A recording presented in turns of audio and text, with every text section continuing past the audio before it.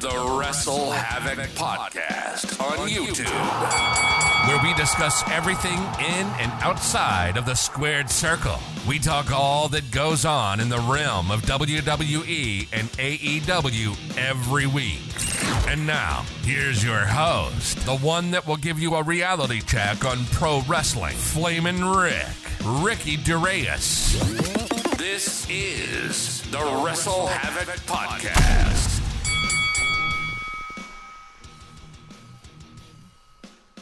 What's up, everybody? It is Flamin' Ricky DeReyes, right here on the WrestleHavoc Podcast, here to review Ring of Honor's Supercard of Honor 2023. We got a lot of things to cover right here on the Supercard of Honor review. As you guys all know, I am extremely busy because, of course, it is WrestleMania weekend. And, of course, we had the Hall of Fame as well, which actually just got done watching Rey Mysterio's speech. Fantastic speech by Rey Mysterio from the Hall of Fame. Great stuff overall. If you guys haven't checked out Rey Mysterio's speech from the Hall of Fame, I definitely recommend you guys to check it out. But overall, what are my thoughts on Supercard of Honor? I thought Supercard of Honor tonight was a good show. I thought it was a pretty good show. I will say this, though. Even though I thought at some points the crowd was actually pretty good, there were some points on the show where I thought that the crowd was kind of dead, in my opinion. But it is safe to say, though, the wrestling on this show was 100% off the charts. We had matches like, of course, El Hijo del Vikingo taking on Komander. We had, of course, Samoa Joe defend his World Television title against Mark Briscoe. We also had Kazuchika Shibata wrestle Wheeler Yuta for the Pure Championship, and Shibata is the new Pure Champion. Athena defends her Ring of Honor women's title against Yuka Sakazaki, and we also got the main event between Claudio Castagnoli taking on Eddie Kingston. Also, who can forget, probably the show stealer in my opinion, the Reach for the Sky ladder match to crown brand new Ring of Honor Tag Team Champions. We got a lot of things to cover right here on the Ring of Honor Supercard of Honor review. But before I get on with all this craziness, make sure to like and subscribe to the WrestleHavoc Podcast right here on YouTube, in which we discuss everything in and outside of the squared circle. Make sure to like and subscribe for more content, and as the frickin' referee would say, ring, ring, ring that damn bell for more notifications. Also, the WrestleHavoc Podcast is also available on audio platforms. It is available on Apple Podcasts, Spotify, Anchor, and Google Podcasts. So if you guys want to listen to the WrestleHavoc Podcast in audio format, it is available on all of those platforms. All right, so let's talk about Supercard of Honor. The show kicked off with El Hijo del Vikingo defending his AAA Mega Championship against none other than Komander. Overall thoughts on this match? Holy fucking shit. Oh my god. If you want pure Lucha Libre sensation, if you want pure Lucha Libre heaven, you 100% got this match. This match was 100% pure perfection. Fantastic work by both El Hijo del Vikingo and Komander. As soon as they announced this match, I was 100% stoked because these two were going to be delivering a performance of a lifetime. But overall, I thought the match was very good. Very hot opening match to kick off Supercard of Honor. Definitely starting off with a roll. But, of course, this match is for the AAA Mega Championship. Of course, the Code of Honor is applied. The match starts. Both lock up. We get a bunch of Lucha chants and Lucha Libre chants. Komander catches Vikingo. He traps him in the legs. We get a roll through and a near fall. After that, Vikingo then applies what it looks like the Romero special. But then Komander gets up and escapes. We get a takedown by Vikingo, but then both exchange overhand chops. Both are upside down and slap one another at that point. We get a drop kick on one another. Both grab their ankles. Vikingo goes for the Hurricane Rana. And then Komander goes to the outside, but then Vikingo goes for the senton, but gets caught. Both reverse one another. After that, Vikingo comes back, but then we get a springboard dropkick by Komander.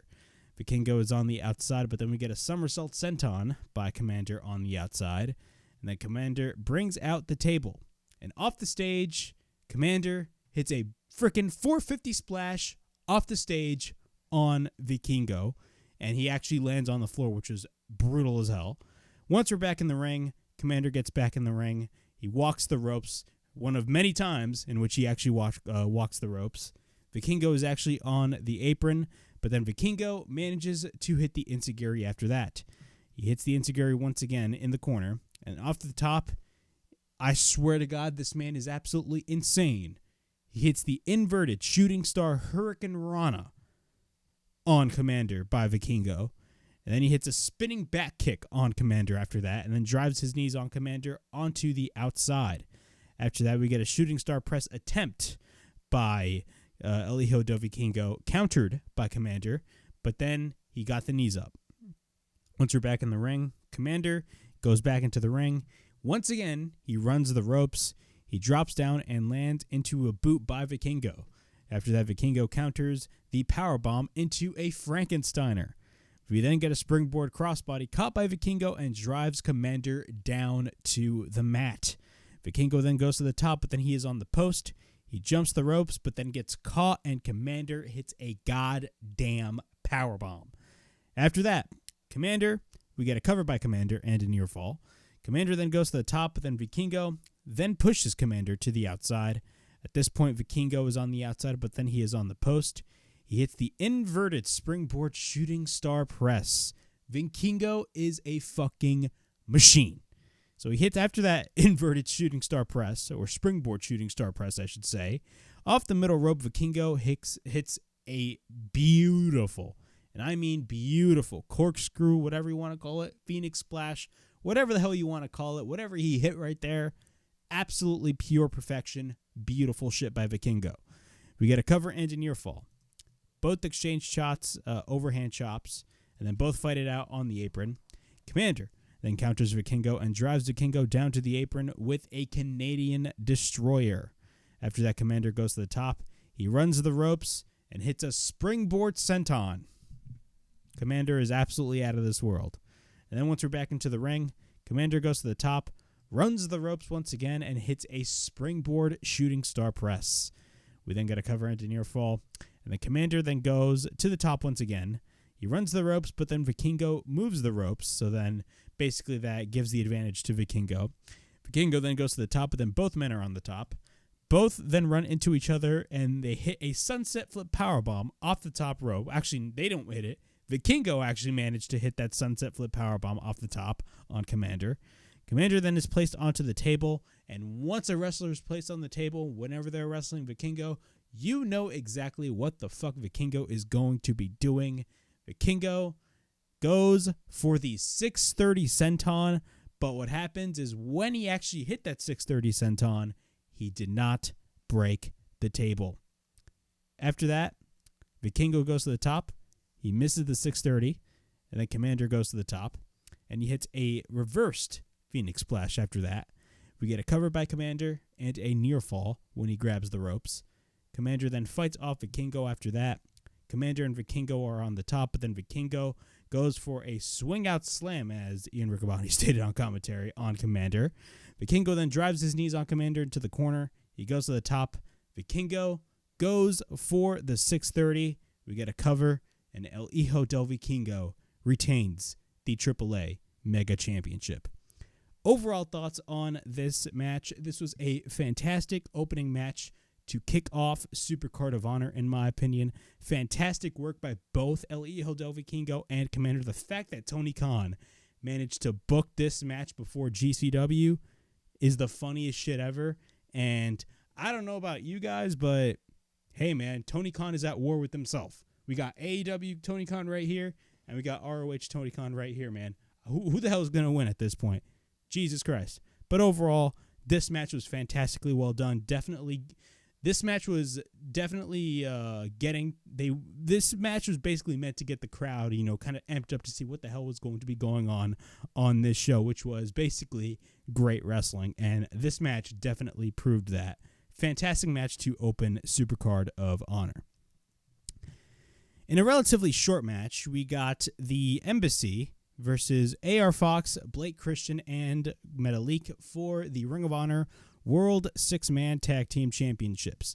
Now, going into this match, I actually genuinely believed that the Embassy were going to be dropping those ROH 6-Man Tag Team titles, considering the fact that it looks like Brian Cage is going to be on his way out from AEW/ROH. But the interesting thing is the Embassy actually retained their championships. So we're going to be going through the match. We're not going to be going for spot. We're going to be getting just key spots in the match, but not really everything, considering the fact that there was so much stuff going on all at once in this match that to the point I honestly, literally just did not, catch up when I was taking all these notes. But we got the Code of Honor applied. We get a triple drop kick by AR Fox, Blake Christian, and Grand Metalik. They then hit a triple dive on the outside on the whole Embassy. After that, they hit a crossbody. Toa Liona then catches him and drives him down. After that, we get a double team attempt by Khan and Toa. And then we get a cover by Khan and a near fall. Brian Cage makes the tag. He drops down Grand Metalik, and then Cage runs into a big boot. Metalik then takes him out. After that, AR Fox makes the tag. After that, later on, he goes for a series of cutters after that. He drives himself on Cage, and then he hits a cutter on Khan. After that, Toa hits the post, hits AR Fox with the senton on the outside. Once we're back in the ring, AR Fox goes for a somersault onto the outside. But then Metalik takes Khan to the outside, but then AR Fox goes to the top. He then hits a swanton bomb, and then we get a cover by Brian Cage and a near fall. After that, he gets caught by Cage, but then he hits a forearm. After that, he drives him down to the mat. At this point, Mr. Allheart, Blake Christian, is the legal man. He spears Khan onto the apron, but then Toa gets taken to the outside, but then Blake takes him out to the outside. Metalik then goes to the top, and then he manages to hit a splash. We then get a cover and a 1 count, and then Brian Cage enters the fray. We then get a backbreaker by Khan, but then Khan drives Blake Christian onto the turnbuckle, and then Toa Liona hits the senton on Blake Christian. Then after that, Cage is on the top, but then AR Fox manages to hit the powerbomb. After that, Blake gets I believe he took him down with the 450 splash. Correct me if I'm wrong. I missed that spot, but definitely Blake Christian definitely took out Brian Cage after that.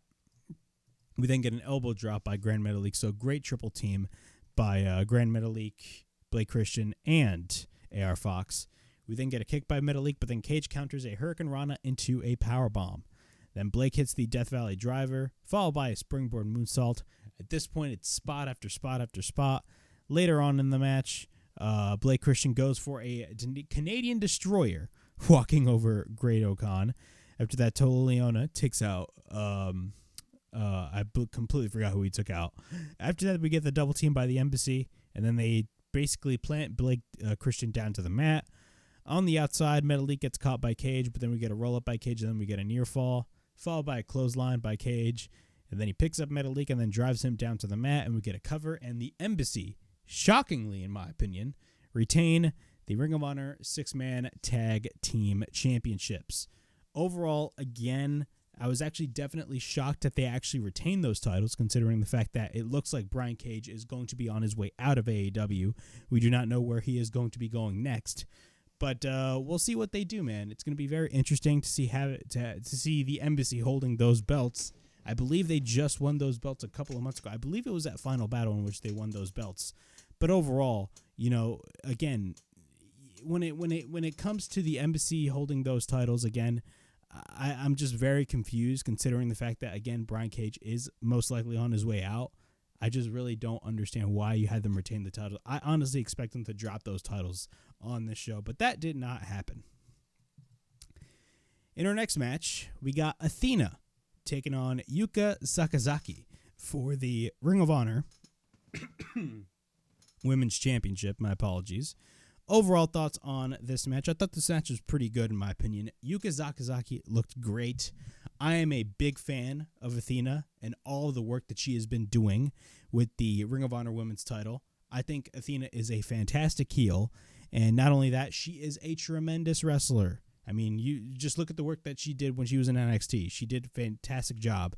But overall, man, Athena is fantastic at what she does, man. Her in-ring ability is fantastic, and I love the chemistry that she had with Yuka Sakazaki overall. Now, I haven't watched the past 2 weeks, or 3 weeks, I should say, of Ring of Honor television, so I don't really know the story of this match. But overall, the match itself was pretty good. And I thought, Athena's match, after Athena's match with Willow Nightingale a couple of weeks ago on Ring of Honor television, Athena's definitely, going to be holding on for that title for a long period of time. Did you honestly think Yuka Sakazaki was going to get the win? No. But overall, great match by both women. So we got the Code of Honor applied. We get a dropkick missed by Athena, followed by an arm drag by Athena. Back and forth by both. We get a takedown by Athena, and after that, Yuka goes for a kick, and then Yuka then goes for the dropkick, but then we get the Hurricane Rana by Yuka Sakazaki. Athena then gets taken to the outside, but then Yuka goes for the cannonball dive onto the outside. After that, Athena tries to retreat to the barricade, but then Yuka Sakazaki comes in and catches her. Athena then gets taken back into the ring. Yuka Sakazaki then goes back to the top. After that, she misses a dropkick when Athena retreats. After that, we get a right hand by Yuka Sakazaki when she gets planted down to the mat. We get repeated right hands by Athena, followed by a hip attack into the corner. Athena then catches Yuka Sakazaki into the corner ropes and drives her down onto the back of her neck. After that, we get a cover by Athena and a near fall. At this point, Yuka goes for the drawbreaker, and then she misses her spinning kick. After that, she goes for a basement dropkick, and then she goes for the sliding lariat. After that, we get a cover by Yuka Sakazaki and a near fall. After that, Yuka picks up Athena, but then Athena counters Yuka Sakazaki, and then Yuka escapes. After that, we get a running enziguri into the corner by Yuka Sakazaki, but then Yuka goes to the top, and then she escapes when Athena comes in. After that, she later catches Yuka with the head scissors, and then Athena drives her down repeatedly. Athena then also manages to go hit the powerbomb, and then we get a cover by Athena and a near fall. Athena then picks her up, and then she drives her knees on Yuka Sakazaki. We then get a cover by Athena and a near fall once again. We get a cover again by Athena, but we get a near fall. So basically, at this point, Athena is kind of getting desperate because she went for the cover twice in a row. We get a baseball slide by Athena, taking Yuka Sakazaki to the outside, but then Athena takes her back into the ring. Yuka then tries to kick her, but then Athena catches her. And then all of a sudden, Athena hits a deadlift German suplex on the floor with Yuka Sakazaki landing on her neck. Holy shit, that was brutal. Athena then misses a dropkick and lands onto the guardrail. And after that, Yuka picks her up and then drives her down onto the floor. She then sends Athena to the steel steps. Later on, she runs and hits a splash on Athena. Then Yuka Sakazaki hits a springboard splash later on. After that, Athena goes for a right hand. We get a cover by Athena, and Yuka gets her hand on the ropes.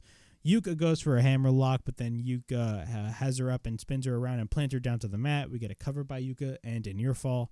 But then Athena comes in and hits... This finish was actually pretty fantastically and really well done. So after Yuka goes for the cover, Yuka goes to the top of the middle rope. And it looks like she's about to hit a move. But what happens is Athena actually manages to get up on her feet and immediately hit the O-face. We get a cover by Athena, and Athena manages to get the win. That was a great finish, in my opinion, man. That O-face move is one of my favorites. But overall, what are my thoughts on this match, and what are my thoughts on Athena retaining the ROH Women's Championship? This was definitely the right decision to make. I honestly do not see Athena losing that title anytime soon. But we're going to have to wait and see what other challengers are going to be awaiting for Athena with that ROH women's title. Because, again, who is really on par with Athena that could possibly dethrone her? We're going to have to wait and see in the near future. We got our next match. We got Samoa Joe taking on one half of the Briscoe brothers, Mark Briscoe, for the Ring of Honor World Television Championship. This match was amazing as well. I really enjoyed this match. The story element, the emotional element regarding, of course, Jay Briscoe. They added some nice touches into the match. I believe Mark Briscoe's family was also in front row as well. But overall, this was a very, very, very good match, to say the least. I definitely enjoyed this match for what it was. We're going to go through the match. The Code of Honor is, of course, applied. The bell rings. Samoa Joe immediately retreats to the outside. Both lock up. Mark Briscoe goes for his all-famous redneck kung fu. Both lock up again. We then get a chop by Mark Briscoe. And then we get a kick to the knee by Joe. After that, we get a couple of overhand chops by Mark, followed by a series of boots by Mark. And then Joe drives his elbows on Mark, but then Mark is on the apron, and then he gets caught into a chop by Samoa Joe. We then get a chop by Mark Briscoe. After that, we get a chop by Joe. And let me tell you, when Samoa Joe and Mark Briscoe were exchanging chops, those chops were fucking loud.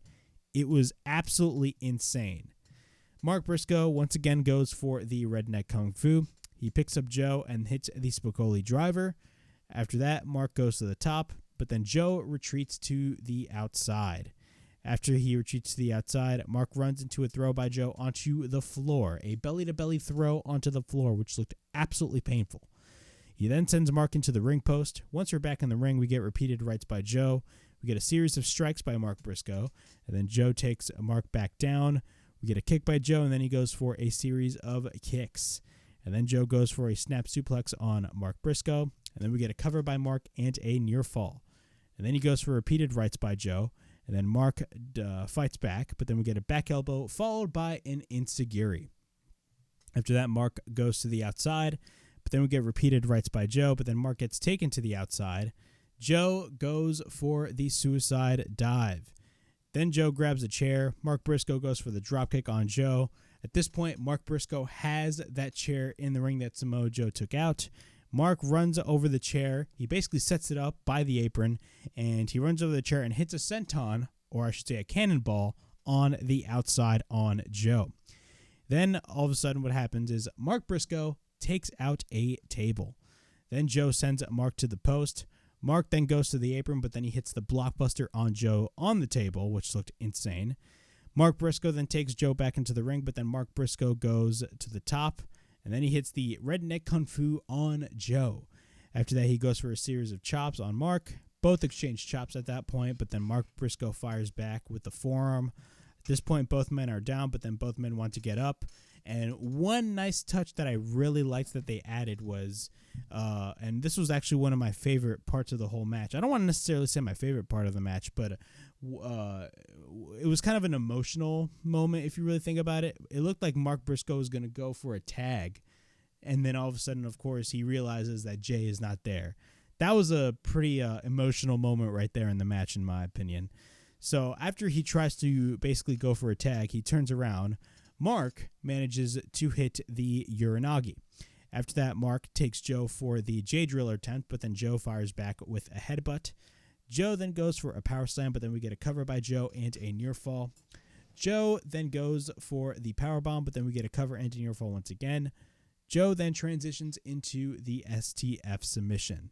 At this point, Joe is bleeding on his mouth. Mark Briscoe then gets his hand on the ropes, but then we get a couple of chops by Mark Briscoe. Joe then goes for a slam. Mark gets up, but then Joe hits the lariat. After that, we get a cover by Joe and a near fall. Joe then takes Mark to the top. After that, Mark Briscoe fights back, but then we get a running boot by Mark Briscoe. At this point, Mark is in position, and what he does, off the top, he hits the froggy bow. We then get a cover and a near fall, and then Mark takes Joe up. He hits the J-Driller. Well, actually, no, he tries to hit the J-Driller, but then Joe escapes. Mark then picks him up, but then Joe applies the coquina clutch. But then Mark is about to fade. He reaches the ropes, but then what happens is Joe goes for a sleeper suplex, and then he applies the choke. Mark Briscoe proceeds to fade, and Samoa Joe retains the Ring of Honor World Television Championship. Overall thoughts on this match. This was definitely a fantastic match for a storyline element. Definitely there was a lot of story coming into this match. Of course, Jay Briscoe plays a lot in that, and I loved the emotion factor that was added into this match, in my opinion. You know, when it comes to Ring of Honor, Ring of Honor is really known for just flat out wrestling. But if you really want to add story into a match, you definitely added story in this match. And the story that they were telling was very, very, very emotional. Now, personally, I'm quite disappointed that Mark Briscoe actually did not get the win in this match, but I feel like they're setting up Mark Briscoe for something bigger in the future. I honestly do not think, the world television title is going to be the limit for Mark Briscoe. I think they're definitely setting him up for something bigger. Maybe from speculation on my end, maybe it could possibly be maybe a future Ring of Honor World Championship. I may not know, but I definitely do see Mark Briscoe definitely doing big things, not only in Ring of Honor, but also in AEW as well. But overall thoughts on this match, this was definitely a great match overall. All right, let's continue on with the show. We got in our next match, Hiroshi Tanahashi. Yes, the ace of New Japan Pro Wrestling, Hiroshi Tanahashi, will take on the Jericho Appreciation Society's Daniel Garcia. Overall thoughts on this match, pretty good match. Tanahashi looked great. Garcia looked great as well. This match was actually announced last minute. It was actually announced, I believe, immediately after Dynamite this past Wednesday, which is hilarious to me, in my opinion. But hey, man, if you got Tanahashi to go on the show, definitely bring him in. Tanahashi was super over in this crowd. The crowd definitely loved Tanahashi. They hated Daniel Garcia, but let's go through the whole match. Both lock up. Garcia regains control. He grabs the hair of Tanahashi, and then he takes him down. We get repeated stomps on Tanahashi, followed by a back elbow.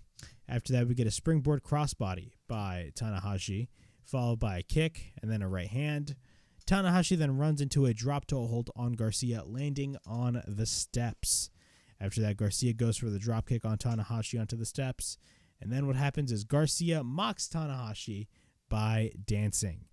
Then Garcia goes back into the ring, but then Tanahashi goes back into the ring. Garcia goes for repeated stomps, and then Garcia applies the cloverleaf, and then Garcia continues to be in control over the knee of Tanahashi, and then we get a bunch of Yori wrestler chants by the crowd, which proceeds to piss off the sports entertainer himself, Daniel Garcia. Garcia then continues to be in control. Tanahashi then proceeds to fight back, but then he hits a forearm on Garcia. We get a couple of rights and lefts by Tanahashi, followed by a slam. And then he goes to the second rope, and then he hits the cannonball. And then we get a cover and a near fall, but then Tanahashi lands into a dropkick by Garcia on his knees. After that, he takes out Tanahashi, but then we get a cover by Garcia and a near fall. We get a bunch of Go Ace chants. You love to see it. Both men exchange shots, and then we get a kick by Tanahashi, but then both exchange kicks onto the knees. Garcia then tries to apply the Dragon Tamer, but then what happens, he kicks the knee of Tanahashi, and then we get a roll-up and a near fall. Tanahashi then catches Garcia's knees and hits the Dragon Screw, and then Tanahashi applies the Texas Cloverleaf submission, but then Garcia goes to the bottom rope. Tanahashi then sends Garcia into the corner, but then Garcia then sells the knee, or I should say goes after the knee, of Tanahashi. He then proceeds to hit a German suplex. He hits the running knee. We get a cover and a near fall, but then Garcia tries to pile drive Tanahashi. And then Tanahashi counters and hits the spinning neck breaker after that. After that, he goes for the sling blade. And then after that, we get a cover by Tanahashi and a near fall, but then Tanahashi goes to the top, hits the frog splash. We get a cover, and Hiroshi Tanahashi gets the win over Daniel Garcia. After the match, Garcia is offering the Code of Honor, or I should say Tanahashi's offering the Code of Honor. And what happens is Garcia refuses because he is a rat bastard himself. Great heel shit. Overall thoughts on this match, pretty good match overall for what it was. Tanahashi, again, looked great, and Garcia looked great as well. I loved both of their chemistry. Definitely Garcia got a lot of offense over Tanahashi as well, but that is not to say that Tanahashi did not get a lot of offense, because he did get a lot of offense in the match. But overall, pretty good match. In our next match, we got possibly the most chaotic ladder match that I have ever fucking seen. Of course, I am talking about the Reach for the Sky ladder match. This match, of course, is to crown new Ring of Honor Tag Team Champions. Also, this is to pay tribute to the late, great Jay Briscoe. So the tag teams that are involved in this match are Penta El Cero Miedo and Rey Fenix, the Lucha Brothers, Rush and Dralistico, Aussie Open, that being Kyle Fletcher and Mark Davis, Top Flight, Dante and Darius, and Matt Taven and Mike Bennett of the Kingdom. Overall, the teams that were chosen for this match definitely had their time to shine, in my opinion. They 100% definitely had their time to shine, and this was, I don't know about you guys, but this ladder match was just off the fucking chain, man. Everybody did some just crazy shit, and some of the spots in this match, I'm just like, oh my God, bro. Like, literally somebody's going to get legitimately hurt, in my opinion. And my apologies, I am so tired. I'm actually like kind of yawning technically in a bit. Let me drink some water real quick. We got 2 matches left, but overall, man, there's a lot of crazy shit that happened in this match, and we're going to be going through spot by spot, at least most of it. In the beginning of the match, everybody fights it out. The Kingdom are in control. Both men grab the ladders, and then Top Flight comes in and hit the double dropkick on both Matt Taven and Mike Bennett on the ladder. We get a spinning kick by Dralistico on Dante, followed by a German suplex by Rush on Darius, and then Dralistico goes for the double knees. Top Flight in the corner is stacked up each other with the ladder. Rush hits a dropkick. After that, Aussie Open comes in, and then they fight it out with Rush and Dralistico. Both then run into a pump kick by Aussie Open, but then Dralistico gets caught by Mark Davis. We then get a double team attempt by Aussie Open. And then they take Rush and throw Rush down to the mat. After that, both grab the ladder and drive it on Rush. Then what happens after that? Again, my apologies. When the Lucha Bros come in, they take out Kyle Fletcher. We then get a double thrust kick on the Lucha, or I should say by the Lucha Brothers. They then take the ladder onto the top of Davis. Fletcher then is on the top, and then they go for the inverted code red onto the ladder, that being Aussie Open. After that, they set up the ladder, and then they climb it, but then Mark Davis comes in. He pushes the ladder down, but then we get a thrust kick by Phoenix. Then he goes to the top, and then he runs the rope and hits a kick on Mark Davis after that. After that spot, Penta tries to take out everybody on the outside. Darius Martin then goes for the Tope Suicida. Rush then goes for the somersault, and then Dralistico as well. Taven is in the center, but then he jumps over the top and hits a lariat on Darius when he is on the shoulders of Mike Bennett. I don't know about y'all, but that was a fucking crazy ass spot. Then what happens is the Kingdom set up a table. Rush then tries to take the mask off of Penta, but then Aussie Open attack the Kingdom. Aussie Open then grab the ladder off the stage, but then what happens is the Kingdom comes in, and then they both try to go for the double J Driller onto the stage, but instead they reverse it and they go for the double pile driver on the stage, which was absolutely freaking brutal on the Kingdom. Aussie Open is an insane tag team, man. After that, Mark Davis grabs the largest ladder, but then Aussie Open goes for the steel sandwich, that being what Ian Riccoboni stated on commentary. But what happens after that later on, and the biggest thing to note from this whole match was what happened in the end. So what happened in the end was basically Penta, there's one ladder set up in the center of the ring, and the other one is basically, and not really necessarily connected, but like in a way kind of connected to that ladder and on the one of the ropes in the ring. And what happens is Penta grabs Dante Martin, and what he does is he hits basically on the stack of tables that are set up on the outside of the ring, hits a super Canadian destroyer.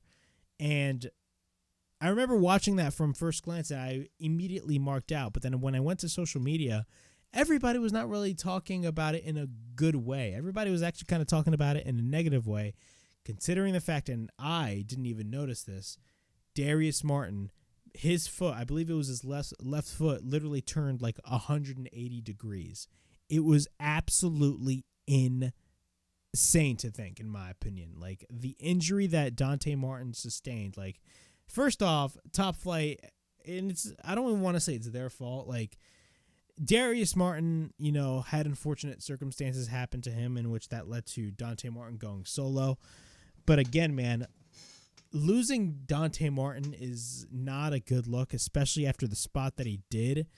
I don't know, man. Dante Martin, I mean, I'm a big fan of Top Flight, and I really want to see Top Flight succeed. But hopefully,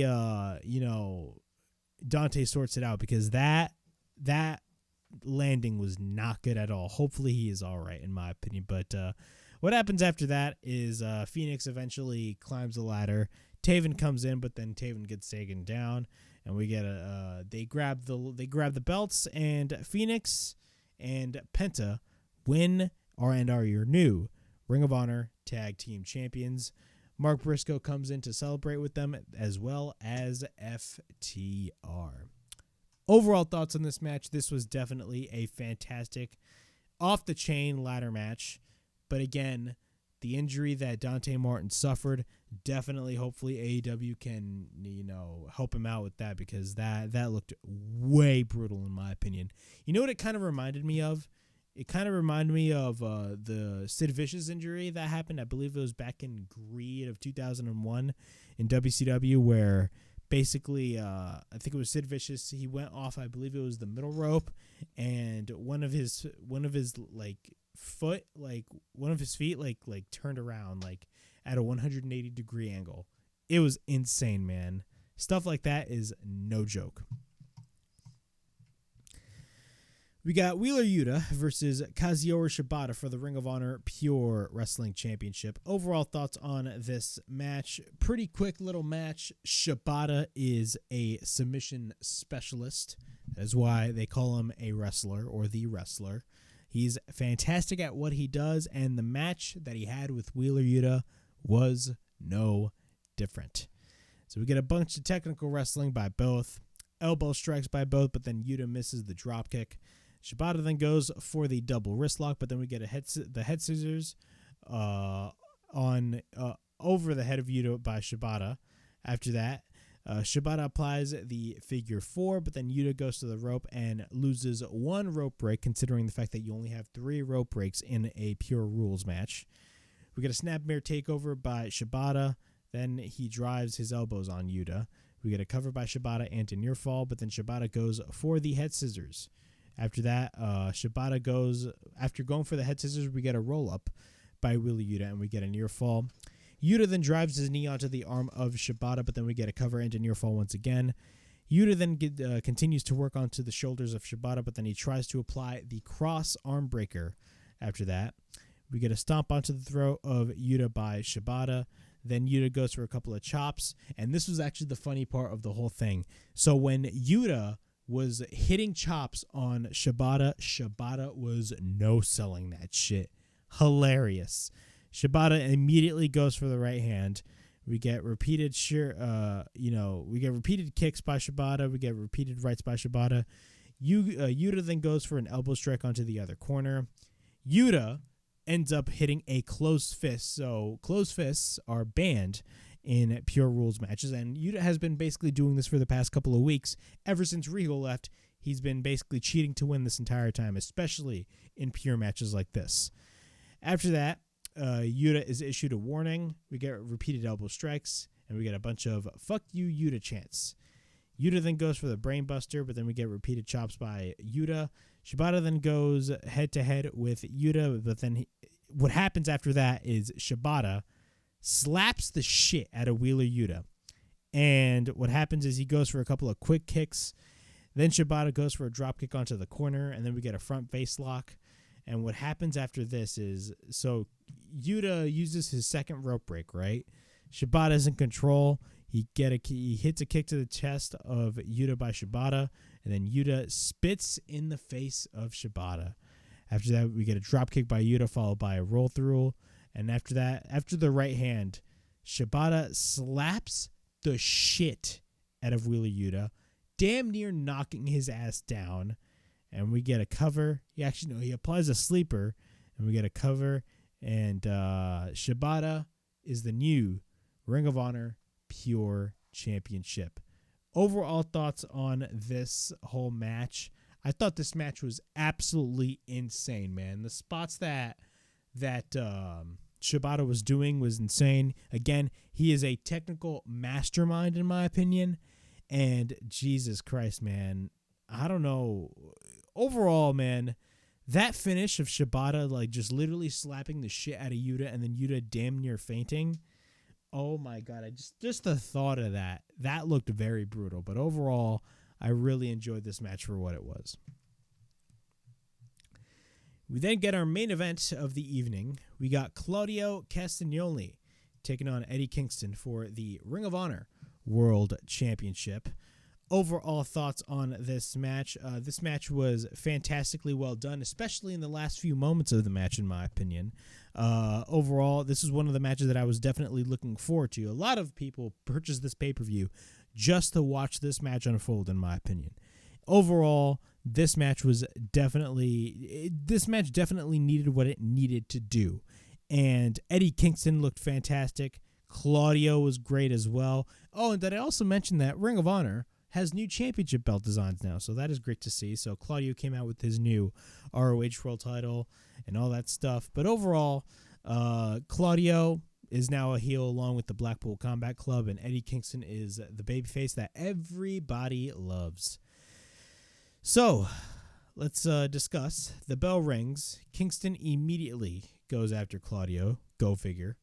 We got a chop by Eddie, but then Claudio fights back with a couple of chops of his own. Eddie then gets taken to the outside, but then Eddie grabs a chair, and then the referee takes it. Then what happens is that we get a couple of strikes by Eddie, and then we get a chop by Eddie, but then Claudio goes for a back suplex. After the back suplex, Eddie gets up. We get a side headlock by Eddie, but then we get a couple of open hand shots by Kingston. Later on, Eddie tries to go for he basically runs into an uppercut by Claudio. Claudio then drives him knee to the back of the neck of Eddie through the ropes. Claudio then goes for repeated rights, but then Eddie Kingston flips him off.